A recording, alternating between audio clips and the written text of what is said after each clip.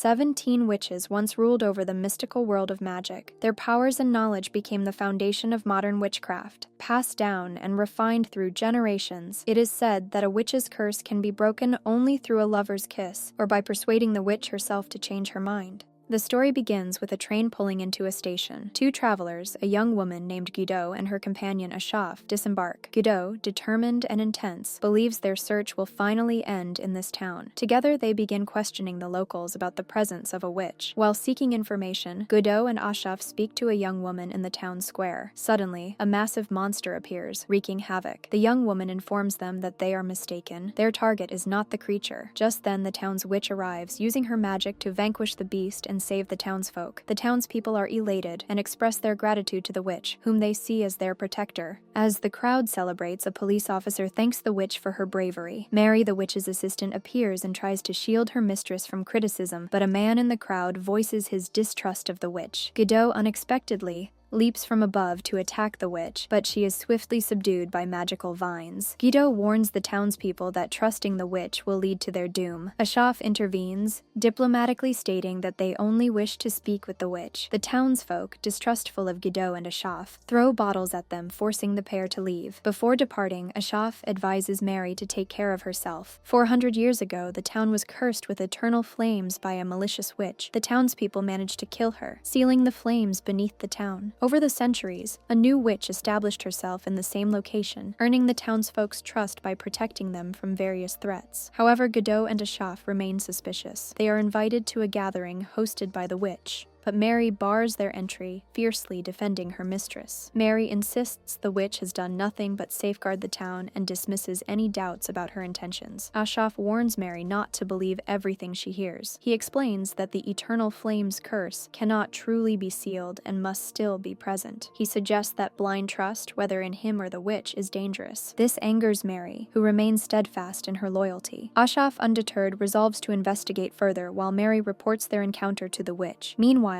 Ashraf reviews historical records and discovers that the date of the gathering coincides with the sealing of the divine fire. He concludes that the witch harbors dark intentions. At the witch's estate, Mary awakens in a horrifying scene. She is in a garden, stripped of her clothes and missing her limbs. Other young women are nearby, all mutilated. Mary pleads for an explanation. The witch coldly reveals her plan. The women will serve as keys to unlock the seal on the eternal flames. She confesses that the witch who cursed the town 400 years ago was her grandmother, killed out of misunderstanding. Now she seeks revenge for her family's suffering. As the first seal is broken, flames erupt and the witch begins her ritual. Yajuu attacks but is caught in magical vines and injured by a blast of magic. The witch mocks Yajuu's lack of skill, realizing that the attack was merely a distraction. Ashraf appears and confronts the witch, warning her that they know her true motives. The witch accuses them of spreading prejudice against witches, claiming her actions are justified revenge. Mary, heartbroken, reminds the witch of all the good they had done together. But the witch cruelly admits that her kindness was merely a facade to gain trust and accelerate her plans. Relishing the townspeople's despair, she declares vengeance as the ultimate satisfaction. Yajuu, filled with rage, reveals a cursed mark on her body and demands to know if the witch recognizes it. The witch acknowledges the curse and says it can only be lifted under specific conditions. She launches a fireball at Yajuu, but Ashraf intervenes. He counters that any witch could break the curse and summons a coffin. From it emerges Gita, an ancient and fearsome foe of witches. The witch, sensing immense danger from Gita, tries to fight him off with magic, but her spells have no effect. Ashraf explains that Gita is a first-rank mage and an unstoppable force against witches. As chaos erupts, the police rescue the other captive women. Ashraf explains their mission. They work for an order tasked with dealing with witches, whether through negotiation or force. He remarks that their work often uncovers the darker side of witchcraft, leaving little room for trust. There exists a powerful weapon, but to use it, a sacrifice must always be made. There are always those willing to pay the price. The young woman, bidding farewell to her boyfriend before walking alone through the streets. As she strolls, she notices a large number of crows gathering ominously. Turning around, she comes face to face with a witch who mercilessly kills her. The witch observes her handiwork and realizes the bloodshed is insufficient for her plans. Meanwhile, Yajuu and Ashraf are searching for another witch. A young man provides them with leads, promising more details later. later. The owner of their temporary lodgings asks them to keep their mission a secret. During their stay, one of the owner's animals escapes, causing a commotion as others try to catch it. The creature proves elusive, slipping through their grasp. Yajuu, disinterested, leaves the task to Ashraf, saying he can handle it alone. Ashraf creates a massive sphere of water to trap and subdue the creature, effectively neutralizing it. The owner expresses gratitude for Ashraf's help, but Ashraf clarifies that their focus is only on matters involving magic. Elsewhere, the young man enjoys a glass of wine, seemingly unbothered by the chaos. Yajuu voices her frustration with their current tasks, dismissing them as trivial. She feels the order's purpose is meaningless if they aren't actively hunting witches. Ashraf reassures her, saying that when witches appear, they will be the first to act. A messenger approaches them, delivering a sealed letter. Ashraf uses a special ring to open it, revealing the details of a new request. They visit the client, a woman who asks them to unlock a rune-inscribed box. Yajuu's irritation grows as she realizes this request has nothing to do with witches. The young man claims he never promised otherwise. Though annoyed, Yajuu decides to let him off for now, muttering that once her curse is lifted, she'll no longer need the order and will deal with him personally. A month passes and they fail to locate any witches. Another letter is delivered to them, but this one is black. Ashraf explains that black envelopes signify cases involving witches. Realizing the urgency, they note that the target lies across the ocean. Complicating matters, the situation involves not only a witch but also a grimoire. On their journey, Girl falls asleep in the passenger seat but is jolted awake by a nightmare. They arrive at the scene of a murder, where they discover 3 mutilated bodies. A local woman explains that even seemingly decent people can be driven to terrible deeds under certain circumstances, speculates that the witch fled because she didn't have enough time to create a barrier. However, the woman counters, explaining that a barrier wouldn't have stopped the witch from slipping away. The woman, being the only mage in the area, is asked to speak with the town's manager. The woman, suspicious but intrigued, sits with them in a tavern. They order food, and she covertly casts another spell. Ashraf notes that the town is facing a witch problem, but the mayor seems to be stalling action. The woman admits they are the town's only hope. When Ashraf asks why she's taken such a dangerous task upon herself, knowing the risks, she hesitates. Yajuu presses her for the truth about the witch. The woman reveals that they are currently within a magical barrier, one that allows her to discern lies from the truth. Ashraf states their intention to lift the witch's curse, while Yajuu declares her intent to kill the witch once they find her. The woman, realizing their sincerity, agrees to accept their help. Later that night, another murder occurs in the town. Another young woman is brutally killed, her body left as a gruesome message. Yajuu and Ashraf travel by car, discussing a recent murder that the woman accompanying them suspects was the work of a witch. She speculates that the witch speaks in riddles, recalling that a book with cryptic hints was ordered from the library. Arriving at the library, they notice an unpleasant odor emanating from within. Without hesitation, Yajuu breaks down the door, revealing a corpse inside with injuries of magical origin. Ashraf wonders why the witch would bother covering her tracks if she had already killed the man. The policewoman warns them to stay out of her way. Soon, they receive news of another body with a message scrawled nearby. "I am the sickness that grows here, and my name is the witch's curse." Yajuu warns that danger is near, and moments later they are attacked. Yajuu attempts to fight back, but the witch escapes. Realizing she was being watched, Yajuu questions her connection to the witch and theorizes that the witch is trying to draw the attention of the paladins. Ashraf suspects the witch's true target might be Hines, the policewoman. She begins to piece things together and recounts how it all started. Hines, once a police officer with dreams of returning home to her children, was called to a fire at her house by a young man. Upon arriving at the scene, she discovered a grim message left by the perpetrator. At a subsequent meeting with the police, a man seeking revenge for the deaths of Hines's children was killed before her eyes. She now believes the witch is targeting those she cares about, driven by a desire for vengeance. Ashraf understands why Hines reacted so strongly to the mayor earlier. Hines admits her deep hatred for the witch, prompting Yajuu to remark that revenge can be satisfying. The police report that the witch is expected to appear at the station in 3 days. Yajuu eagerly anticipates a confrontation. Hines shares that the witch's favorite spell involves a deadly purple smoke that can destroy anything within it. She hopes that defeating the witch might bring some relief to the townspeople.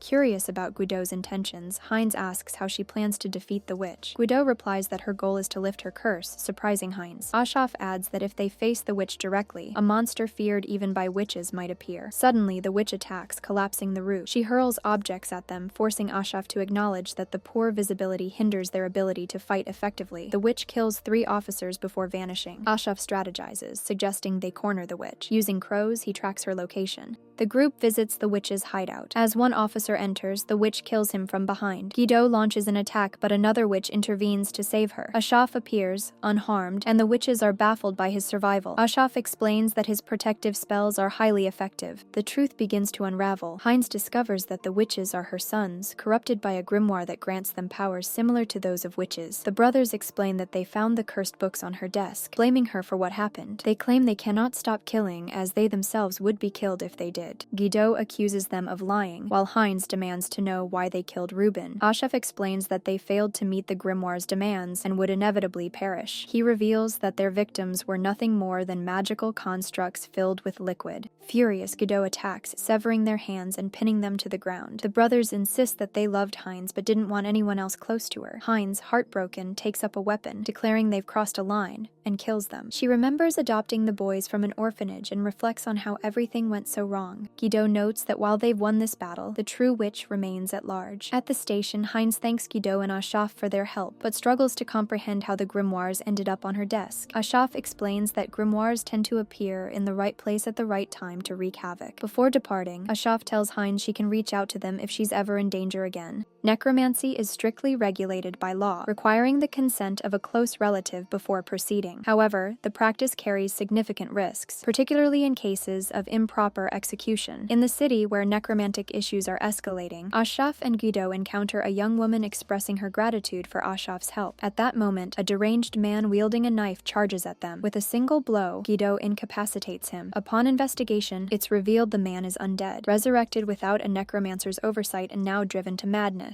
The local police inform them of increasing incidents involving the undead in recent months. Ashraf suggests enlisting the help of necromancy specialists, and soon they are joined by Johan and Fenora. As they arrive in the city, Fenora remarks on the unusual chill in the air. When Johan offers to carry her belongings, she curtly reminds him of his role as her servant. The group is met by a man named Jeff, who guides them to a cafe. There, they learn about the recent surge in undead attacks. Jeff notes Fenora's cold demeanor and comments that the necromancer responsible remains unidentified. Fenora explains that improper resurrection often leads to a lack of self-awareness in the undead. They wander aimlessly, believing they are still alive. Johan discusses the precautions Ashraf requested him to take. While nearby, a grieving woman sobs at a grave. The woman is approached by a man offering to help her resurrect a loved one, despite her admitting she lacks the funds for such a process. Meanwhile, Johan and Fenora visit a temple, where Fenora proposes luring the undead using a lantern visible only to those who've lost their sanity in undeath. The plan works. The undead gather around the temple. One of the police officers, mourning his girlfriend, observes this and realizes that resurrection isn't a true solution. Undead are fundamentally different from the living. Fenora, examining the horde, concludes that all the undead exhibit varying levels of personality degradation. She uses Johan as bait, shining light on him to attract the creatures. The undead attack Johan, biting him viciously, but Fenora calmly assures the police that he doesn't need their help.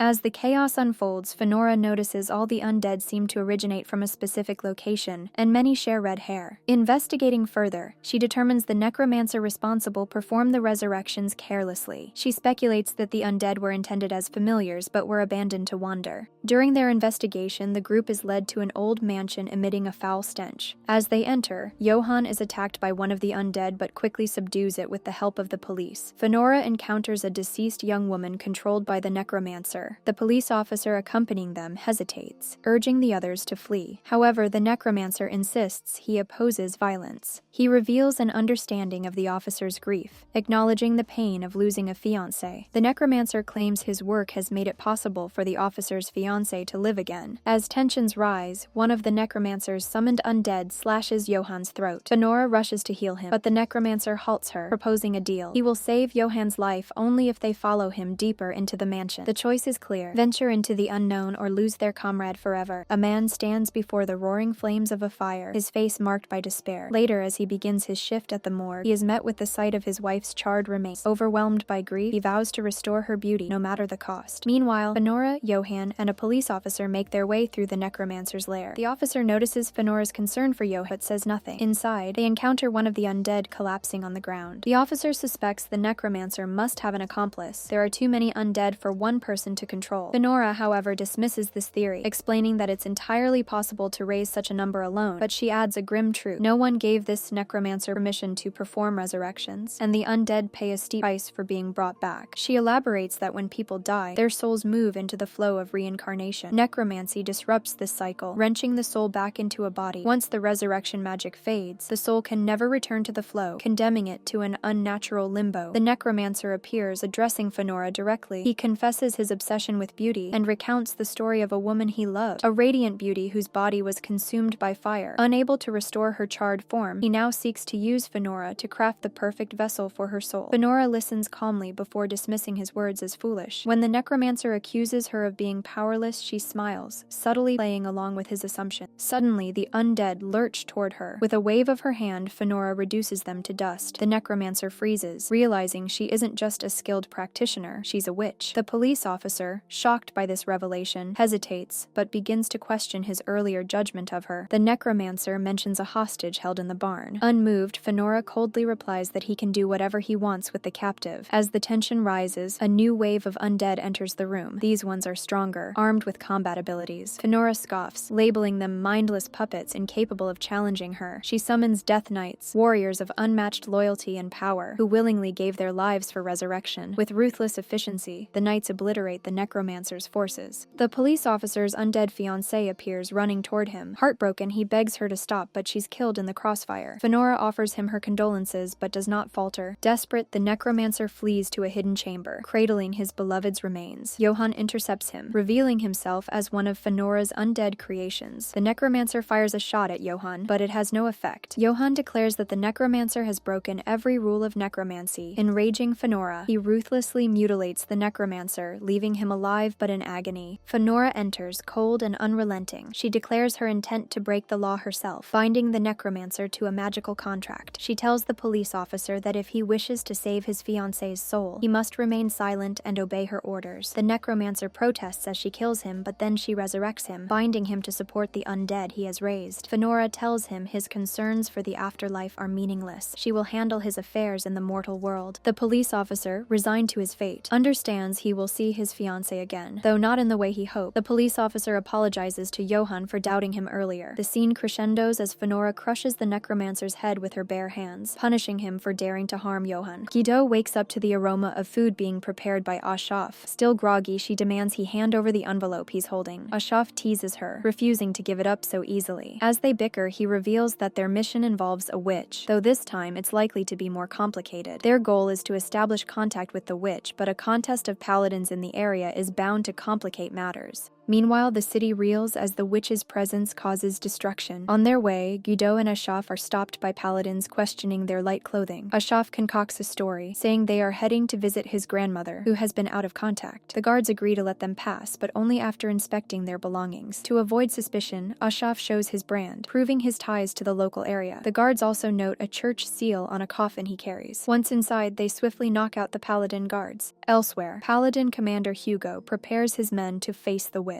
He orders a search party and emphasizes that their mission is to capture, not kill, the witch. In the command center, a church emissary speaks knowledgeably about the witch's origins and her habits, raising Hugo's suspicions. The emissary's deep insights about her age and clothing style make the commander uneasy. As Guido and Ashaf approach the witch's location, she becomes visible to Guido, who urges Ashaf to hurry. The witch, appearing unthreatened, laments her situation, joking that she can't die without even having had a boyfriend. Meanwhile, paladins regroup, and another unit reports being devastated while tracking the witch. Guido charges at the witch, eager for a confrontation. She questions the witch, asking if she recognizes her, but the witch is baffled, claiming they've never met. A fierce battle ensues, and Ashaf manages to capture the witch, noting her surprising weakness. He declares that she's one of the frailest witches he's encountered, but also acknowledges her potential to defy expectations. At the command center, the emissary informs Commander Hugo that the witch bears a mark resembling crossed swords, signifying verifying her lineage from one of the original witches. However, he adds that her bloodline has always been weak. The paladin commander grows increasingly wary of the emissary's motives. The witch escapes Ashaf's trap, wielding a demonic sword with the power to destroy the world. Hugo orders his men to keep a close watch on the emissary, suspecting ulterior motives. The witch continues fighting, and Ashaf admits he spent too much magic energy trying to subdue her. The witch locates them again, but Ashaf proposes they talk. He restrains Godot and calmly explains that he wishes to hide her in a safe place, away from the paladins. The sentient sword the witch wields urges her to listen. Ashaf explains that carrying the demonic sword in public is reckless, and that her restraint in avoiding human casualties proves her intentions. He offers to help her, but she hesitates. The sword also advises her to take Ashaf's help, but she declines, expressing gratitude for his concern.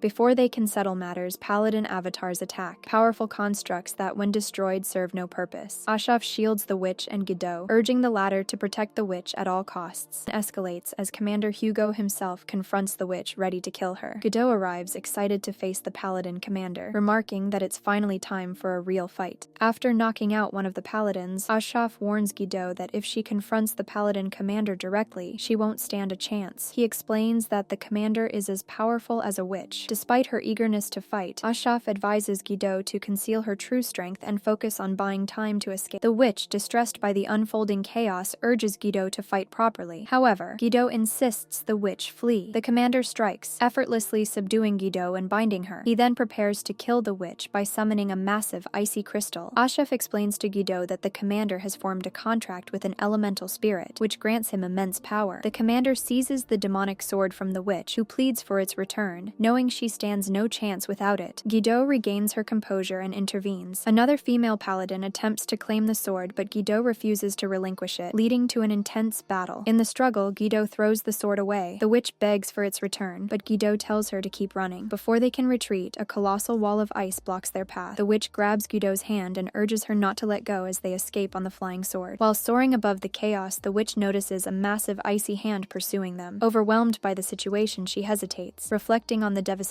she realizes that the people who died were those she had interacted with in the city. The sword urges her to unseal its full power, but before she can act, the commander traps her in a magical shell. Ashaf arrives at the scene, expressing his disappointment at the paladin's actions. He asks the commander to listen to reason, explaining that the situation isn't as it seems. Ashaf points out that the witch could have killed people in countless other ways if that were her intent, and implies that someone is framing her. However, the commander remains skeptical, dismissing Ashaf's claims as baseless conjecture. The situation escalates as infighting erupts among the paladins. The witch, observing the chaos, realizes that the pursuit of power often blinds people, with Godot being the rare exception. Meanwhile, the church emissary acts suspiciously, drawing Ashaf's attention. Ashaf accuses the emissary of being part of a secret group of inquisitors, witch hunters orchestrating the current events. The emissary reveals his true colors, killing nearby guards and taking control of their bodies. Despite Ashaf's warnings, the commander refuses to believe him. Ashaf presses the commander to recall whether a stranger offering unsolicited help had recently appeared, hinting at the emissary's involvement. Before the commander can act, he is betrayed and killed by a female paladin. Realizing escape is impossible, the witch accepts her imminent death. Godot continues fighting. Godot manages to break free and rescues the witch. However, the witch, knowing the odds are stacked against them, insists that Godot protect the sword and flee. As the Inquisitor closes in, he taunts the witch, promising no rescue will come, and threatening to take her eyes as a trophy. The witch, feeling hopeless, braces for the worst. The sword urges Godot to rescue the witch, fully aware that she cannot cast a single spell herself. Godot insists she must first find Ashaf. She locates and frees him from his restraints. Ashaf realizes the commander had saved him and heals the man. He asks why the commander held back, knowing he hadn't fought with his full strength. Godot informs Ashaf that the Inquisitor has taken control of their castle, and his forces will soon search for the sword.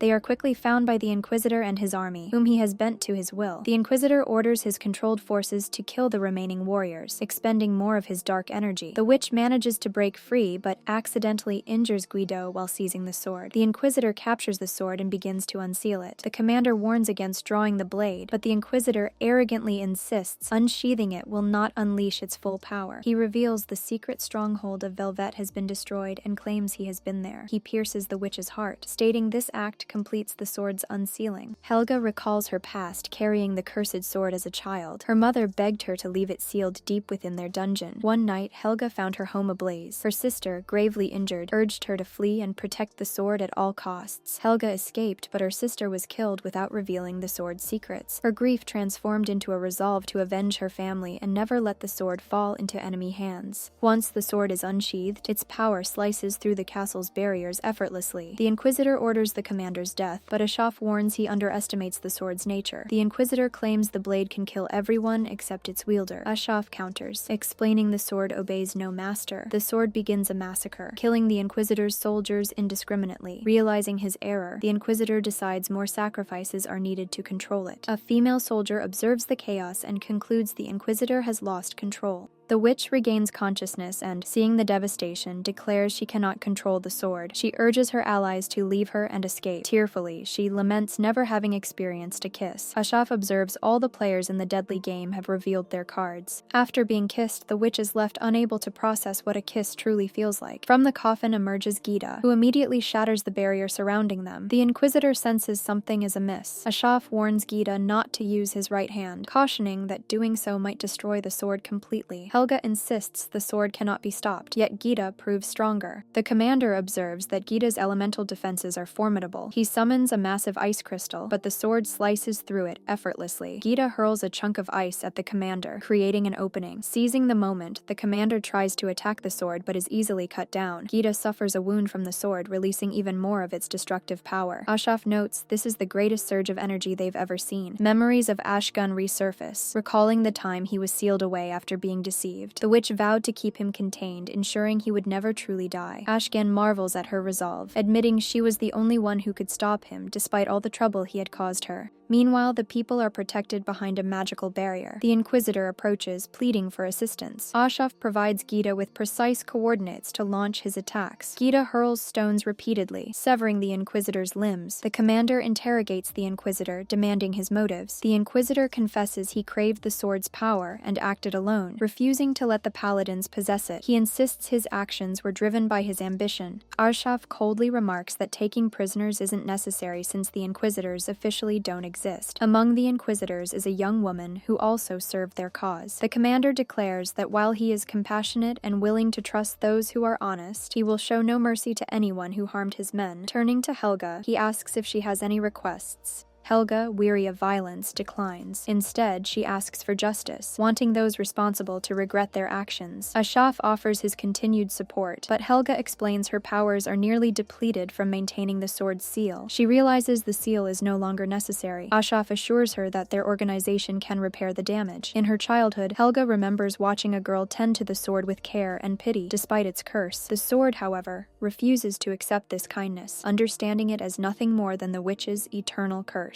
Helga, still pondering her first kiss, asks Ashaf about it, but he dismisses the question and shifts focus. Ashaf discovers a mysterious door, explaining that only they can enter through it. He mentions a contract concerning secrets, which Helga agrees to, though Godot does not. Ashaf remarks that Godot relies purely on instinct and is unlikely to cooperate. Meanwhile, Godot overhears some men discussing a witch and demands they take her to her. She enters a house but feels her leg go numb as she tries to move. Just as she gathers herself, a dog bites her. Realizing the woman inside is not the witch, she interrogates her. At the same time, Ashaf secures accommodations in a nearby town, choosing room 76. He retrieves a black envelope, leaving Helga behind, and rushes to Godot. Elsewhere, an Inquisitor captures several townspeople, transporting them to his domain for interrogation. He seeks his brother and a mysterious artifact, explaining to Godot that a witch in the city cursed her. The witch claims she made a cloak similar to the Inquisitor's, causing confusion. Godot, struggling to stand, surprises the Inquisitor with her resistance. Ashaf notes a mystical thread has tightened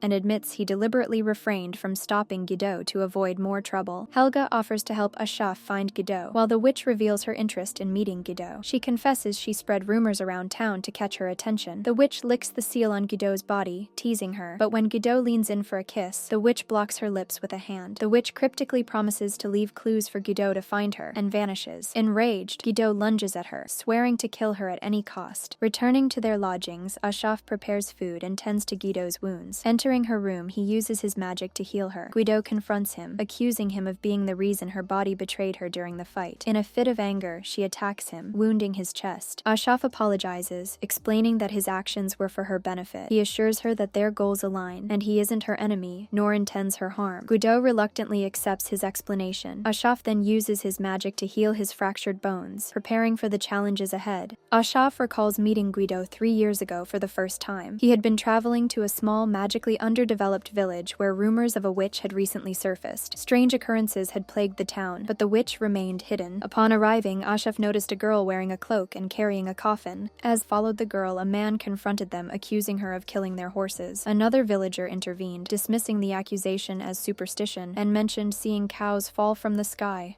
a phenomenon the girl couldn't have caused. Ashraf used magic to disperse the crowd and introduced himself as a mage. He revealed his intention to investigate the witch and protect her if necessary. Ashraf soon learned the cloaked girl couldn't use magic at all. When he spoke to her, Guido suddenly appeared, attacking Ashraf and demanding he hand over the witch. Guido revealed her own curse but was restrained by Ashraf's magic. A mysterious creature emerged to protect the witch, causing the townsfolk to label her as dangerous. The boy accompanying the witch explained that people no longer saw them as human. He revealed that the witch couldn't speak or use magic, confirming her vulnerability. Ashraf deduced that someone had been orchestrating events to frame the witch. While they talked, Guido, still tied up, bluntly stated her intent to kill the witch. Ashraf observed Guido's curse and realized she was far from an ordinary human. Ashraf began explaining magic to Guido, noting that most mages require runes, though some rare exceptions exist. Guido disclosed that the witch who cursed her had the ability to swap bodies. Ashraf hypothesized that the local witch wasn't behind the strange occurrences, and that someone was creating the illusion of magic to manipulate the villagers. Despite this, Ashraf assured the witch and the boy he was there to protect them, and gave them a day to decide their next steps. The witch, though mute, expressed her trust in Ashraf. Guido, however, was unimpressed, calling the powerless witch a burden. Ashraf speculated about Guido's mark and its connection to her curse, though she remained skeptical. Their conversation was interrupted by shouts from the villagers. They discovered the mayor had been murdered and the mob was heading toward the witch's home. Ashraf acted quickly, confronting the boy and realizing he was an inquisitor in disguise. Though Ashraf managed to injure him, the inquisitor retaliated, wounding Ashraf. Meanwhile, another inquisitor infiltrated the witch's home, setting the stage for a dire confrontation. Guido finds the injured Ashraf and demands answers. Ashraf promises to reveal information if she agrees to save the witch. Reluctantly, Guido listens as he explains that the witch is their only hope. Meanwhile, the witch discovers the lifeless body of the boy who had been protecting her. Realizing too late that she was betrayed, the inquisitors surround the witch, concluding that her inability to use magic makes her useless. One inquisitor laments that he won't get to try her infamous tea before they dispose of her. The witch, heartbroken and cornered, braces for the worst. At the last moment, Guido appears. Swiftly killing two with a metallic coffin, she hurls into the fray. However, the remaining inquisitors manage to restrain her. Despite her predicament, Guido orders the witch to escape. Ashraf arrives in time to assist and urges the witch to act, calling her their only remaining chance. Desperate, the witch kisses Guido. In a surprising turn, the witch and Guido cancel each other's curses. With her strength restored, the witch orders the last inquisitor to disappear. The inquisitor scoffs, stating that the world is overrun with monsters like them. After the battle, Ashraf asks Guido what she plans to do next, suggesting that the order could help her learn how to defeat the witch who cursed her. Guido mentions the strange liquid she had been forced to drink, and Ashraf explains that it was simply the witch's tea. He praises Guido for how much she has learned, but acknowledges that their encounter with the witch has complicated their journey. Ashraf expresses his desire to continue teaching Guido, including lessons on love and compassion. As they travel, he explains that the further they move away from the church, the weaker the magic in the surrounding area becomes. He also mentions a mysterious island with a significant magical anomaly, a deep chasm that might hold answers. Ashraf notes that the symbols on the Inquisitor's body point to this location, and they'll need another clue to proceed. Arriving at a nearby town, they are met by a man who warns them of the dangers in the area. Ashraf purchases supplies, including black outfits, which surprise the vendor. He explains to Guido that they'll likely encounter challenges that could ruin their clothing. Dressed in black, they open a door that leads to the mysterious and dangerous world of vampires.